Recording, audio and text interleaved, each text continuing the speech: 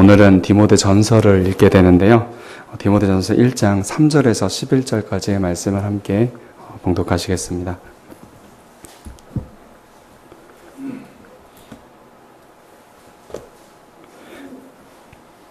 디모데 전서 1장 3절에서 11절까지인데요. 다 찾으신 줄 알고 함께 봉독하시겠습니다. 내가 마게도냐로 갈 때에 너를 권하여 에베소에 머물라 한 것은 어떤 사람들을 명하여 다른 교훈을 가르치지 말며 신하와 끝없는 족보에 몰두하지 말게 하려 함이라.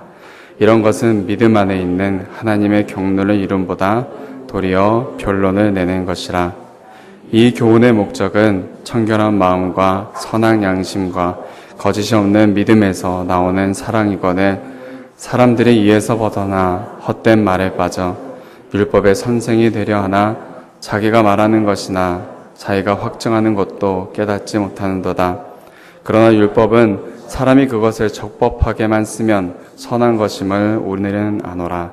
알 것은 이것이니 율법은 옳은 사람을 위하여 세운 것이 아니요 오직 불법한 자와 복종하지 아니하는 자와 경건하지 아니한 자와 죄인과 거룩하지 아니한 자와 망령된 자와 아버지를 죽이는 자와 어머니를 죽이는 자와 살인하는 자며 음행하는 자와 남색하는 자와 인신매매를 하는 자와 거짓말하는 자와 거짓 맹세하는 자와 기타 바른 교훈을 거스리는 자를 위함이니 이 교훈은 내게 맡기신 바 복되신 하나님의 영광의 복음을 따름이니라. 아멘. 디모데 전서는 에베소를 떠나서 마게도냐에 있던 바울이 에베소 교회에서 목회를 하고 있는 디모데에게 쓴 편지 글입니다. 이 편지를 통해서 바울은 디모데에게 세 가지를 알려주고자 하는데요. 첫 번째는 오늘 1장만이 아니라 전체 디모데 전서의 내용입니다. 진리에 대한 가르침이 어떠한 것인지 다른 교훈을 말하는 그런 자들과 비교를 해서 설명해 주고 있고요. 둘째로는 교회 공동체가 지켜야 할 기본적인 질서, 그리고 신앙이 무엇인지에 대해서, 그리고 세 번째로는 교회 안에서 임명한 직분, 그리고 역할에 대한 지침이 어떤 것들이 있는지에 대해서 설명을 하고 있습니다. 오늘은 1장이라서 그 앞에 부분인 진리가 무엇인가에 대해서 함께 다루게 될 것입니다.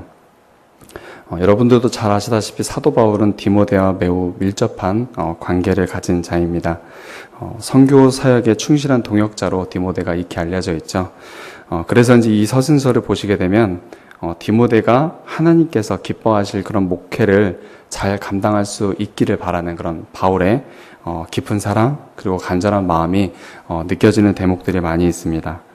이러한 바울의 애정과 함께 디모데가 에베소 교회를 하나님의 뜻을 따라 잘 섬기려면 어떻게 하는 것이 좋은 것인가, 그런 사랑 어린 그런 조언들이 낱낱이 자세히 적혀져 있습니다. 그렇기 때문에 저희는 이 서신서를 통해서 그냥 단순히 바울이 디모데를 얼마나 사랑했는가 그런 것을 아는 것이 아니라 사랑하는 자에게 맡기는 그 교회가 어떻게 되기를 원하는가를 보면서 하나님께서 원하시는 교회가 또 주님께서 주님의 몸된 교회가 어떤 방향으로 향하는 것이 아름다운 것인가를 함께 교훈받고 생각해 볼 수 있을 것입니다. 좋은 기회를 얻게 될 것입니다. 물론 예나 지금이나 인간은 본성적으로 자기 자신이 우선입니다. 특히나 개인이 중시되는 그런 시대에는 교회, 이렇게 단체를 이야기하는 것은 어떻게 보면 사람들이 싫어할 내용입니다. 내가 어려움이 있어서 왔는데 나의 어려움을 돌봐주지 않고 내가 할 일도 많은데 내 할 일을 뒷전에다 두는 건 아니라 하더라도 내 할 일보다 자꾸 교회의 일을 생각하게 하는 그런 요구들은 우리를 힘들게 하고 자기 자신을 더 우선시하고 있는 인간의 본성으로는 조금은 어려운 그런 내용들입니다. 머릿속으로는 너무나 잘 배워서 알 것입니다. 교회가 주님의 몸이고 우리가 주님의 몸에 속해져 있는 자이기 때문에 교회가 아프면 나도 아프고 내가 아프면 교회가 아프다는 것도 알지만 그것이 우리들에게 실질적으로 와닿기까지는 우리들의 완악함이 잘 깨닫지 못하게 합니다. 주님이 내가 사랑하고 의지하는 분이기 때문에 우리가 교회가 아플 때 모른 채 하면서 살아갈 수는 없겠지만 자기 일을 돌보는 것과 함께 우리는 늘 이 교회가 내가 속해 있는 이 교회가 어떤 아픔을 가지고 있는지 또는 어떤 방향으로 가고 있는지 또 하나님께서 어떤 모습을 원하시고 계시는지를 항상 살펴야 될 것입니다. 고린도전서 12장 26절에 바울도 이렇게 전해주고 있습니다.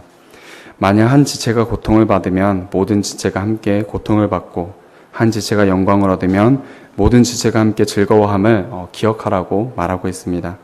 그것을 기억하면서 교회에 누군가가 아파하고 있다면 나는 아프지 말아야지 하고 그 사람과 떨어져 있거나 숨는 것이 아니라 그 교회가 그래도 진리를 향해서 바로 나아가고 있다면 지체들의 고통을 함께 겪으면서 그 고통을 함께 들어주면서 교회가 다시금 건강을 되찾을 수 있도록 함께 그 답을 찾고 함께 노력하는 것이 우리들의 바른 모습일 것입니다. 그래야 모든 지체가 건강을 회복할 수 있고 그 안에서 즐거워하게 될 때, 그러니까 아까 아파했던 그 문제가 해결되었을 때 함께 기뻐하는 것이 가능하게 될 것입니다. 왜냐하면 다른 사람들이 아파하고 고민하고 해결된 것을 멀리서 보는 것보다 함께 그 아픔에 동참하면서 하나님께서 어떻게 역사하시는지를 보는 그 믿음이 우리에게 가장 귀한 것이기 때문입니다. 오늘은 진리에 대한 가르침에 대해서 나누게 될 것이라고 말씀드렸습니다. 앞에서 말씀드린 것처럼 오늘 함께 읽은 1장은 진리에 대한 가르침의 언급입니다. 1절, 2절은 바울의 인사가 담겨 있고요. 3절에서 11절은 바울이 디모데에게 다른 교훈을, 즉 이단에 대한 교훈들을 막으라는 것입니다. 그것을 조금 더 나눠보면 3절에서 5절은 다른 교훈을 경계하라고, 6절에서 7절은 율법, 즉 하나님의 말씀을 그릇되게 사용하고 있어서 그릇되게 행동으로 옮기고 있는 자들에 대한 비난을, 그리고 8절부터 11절은 율법을 올바른 해석으로 사용하는 행동에 대해서 알려주고 있는 모습들이 나옵니다.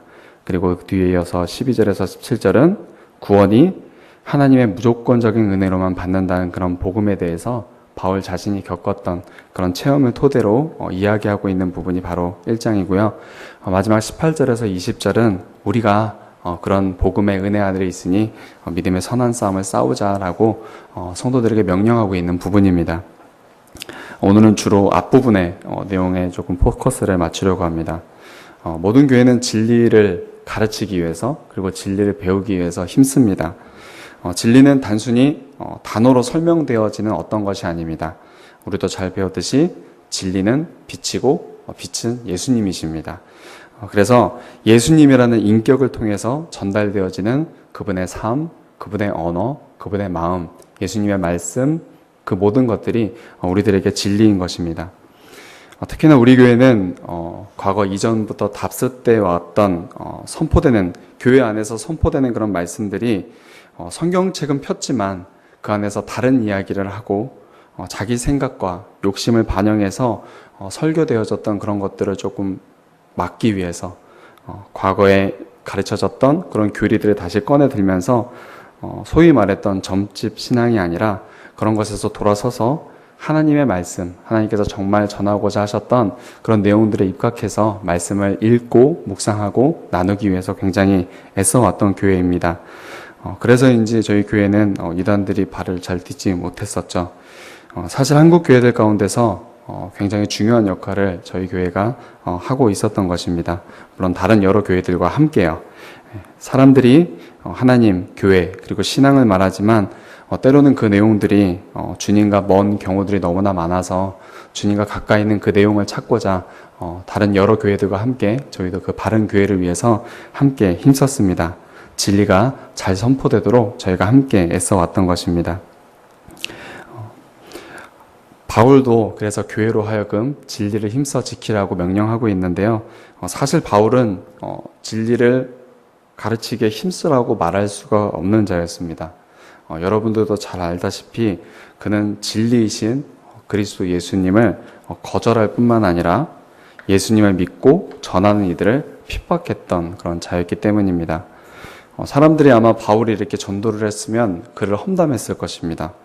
당신도 거짓 교훈을 가르쳤으면서 어떻게 거짓을 구분해서 지금 이렇게 말할 수 있느냐고 그를 비꼬아서 이야기하는 사람도 있었을 것입니다. 하지만 그 바울은 그것을 오히려 다르게 해석하여 이렇게 얘기했을 것입니다. 오히려 자신이 하나님의 능력 그리고 은혜를 드러내는 자라고 오늘 12절 이하에서 설명을 하고 있습니다.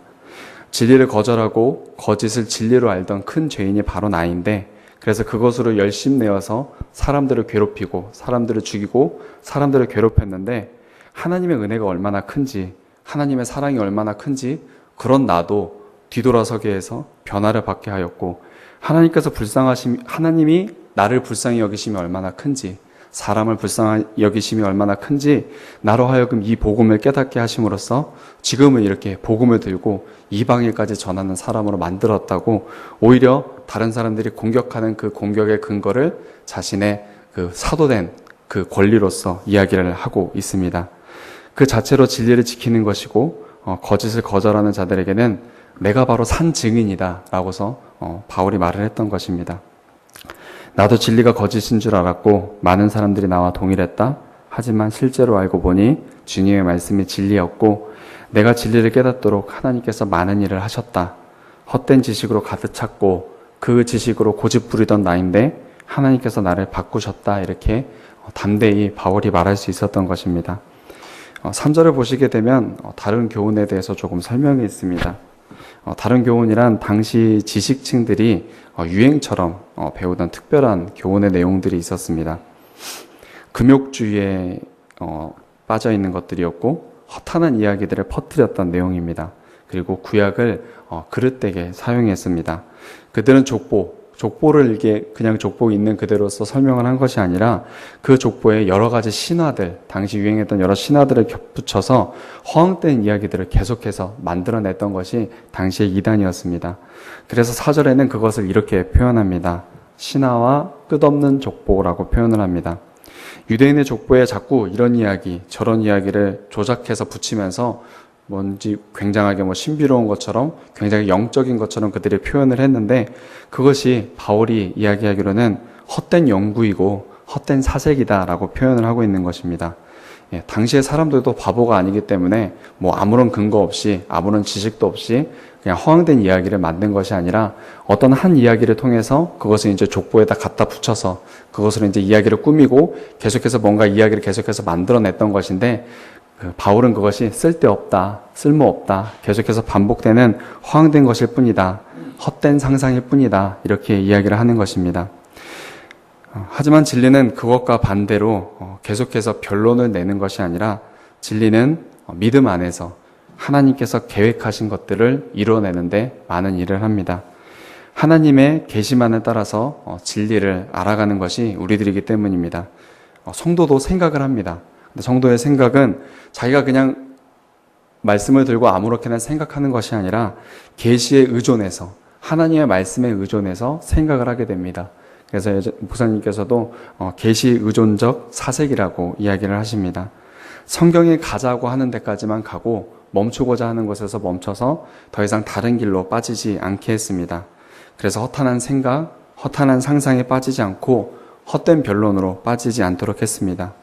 그렇기 때문에 인간 안에서 자꾸 답을 찾으려고 했던 사람들, 그래서 자기 안에서 답을 찾으려고 하니 방황할 수밖에 없었고, 근거가 너무 적은데 그 적은 근거를 가지고 자꾸 진리를 찾으려고 하니 그런 것들에 대해서 말씀은, 또 바울은 그것이 헛되다라고 이야기를 하고 있는 것입니다. 오직 의인은, 또 믿음의 사람들은 말씀 안에서 그 말씀을 근거로만 믿기 때문에 그 안에서 만족하고 평안을 누릴 수 있습니다. 하지만 반대로 다른 교훈은 하나님의 계시에 의존하지 않기 때문에 의존하지 않는 사색을 가지고 변론이 계속해서 끝이 없게 됩니다. 진리를 아는 만족과 평안에 이르지 못하는 것은 당연한 것이죠. 매일 그의 생각에는 물음표만 남겨지게 됩니다. 그래서 바울은 5절에서 이런 설명을 하게 됩니다. 교훈, 그리고 율법의 목적이 무엇인지에 대해서 설명을 하면서 교회로 하여금 이렇게 허황된 생각에 계속해서 돌고 돌게 하는 그런 허황된 생각, 다른 교훈을 거절하고 진리 안에 머물면서 평안을 얻고 안식을 얻으라라고 명령을 하고 있습니다. 교훈, 그 율법의 목적이 사랑이라고 가르쳐주고 있는데요. 그것은 바울이 가르치는 내용이기도 하지만 예수님의 교훈에도 적합한 내용입니다. 당시 사람들은 율법을 그릇되게 사용했습니다. 이단자들이 어떻게 그것을 사용했냐면 율법으로 사람들을 속박하고 괴롭혔습니다.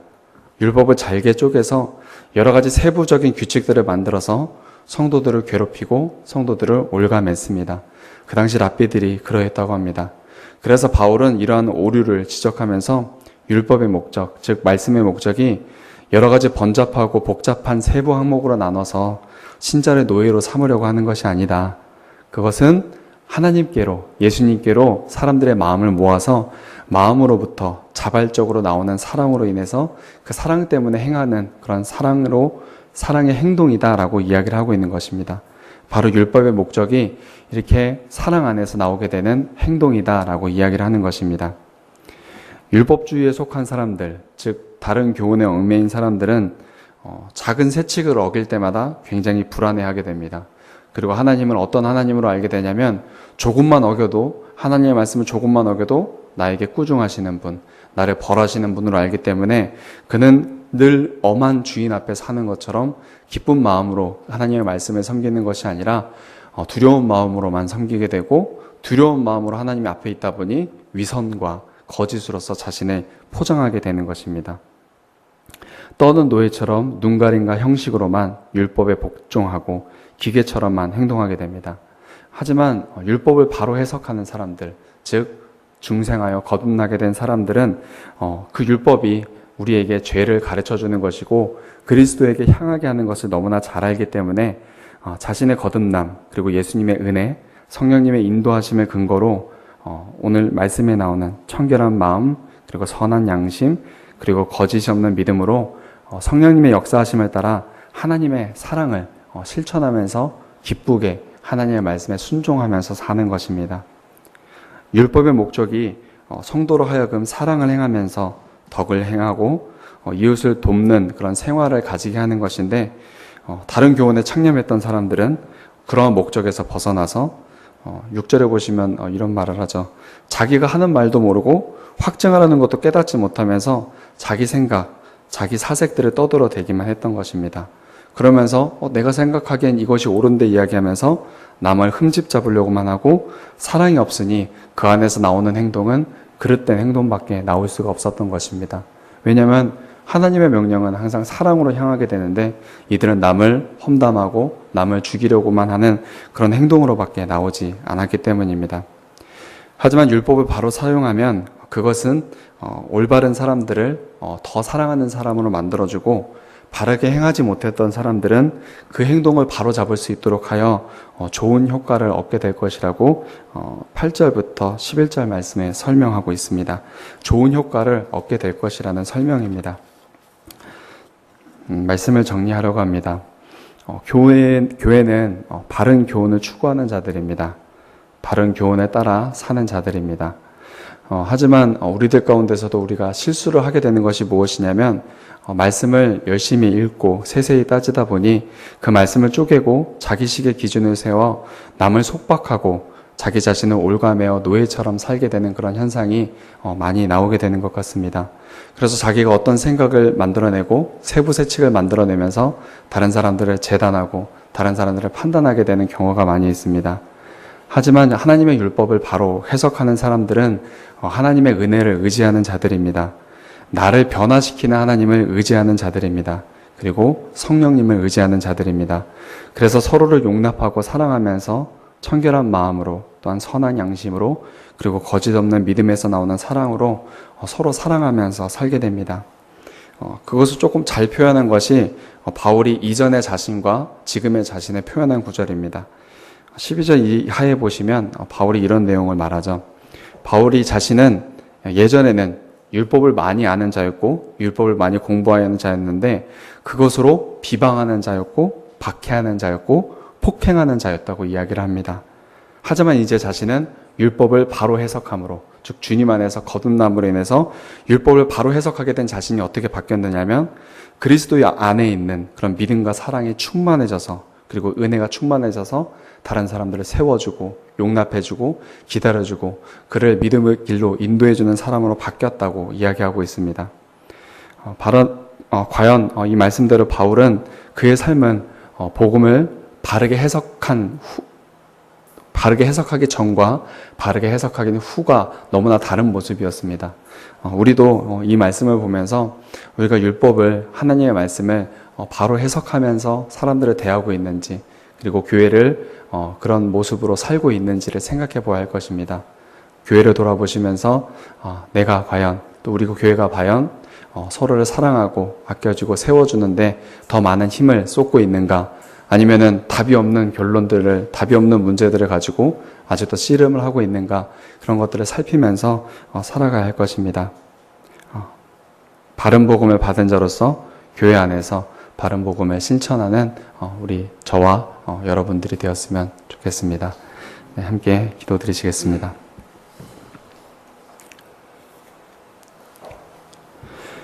하나님 아버지, 하나님의 말씀을 바로 해석하면 그것은 서로를 사랑하고 서로를 바로 세워주는 그러한 교훈으로 우리가 삼을 수 있다는 것을 오늘 말씀을 통해서 배웠습니다.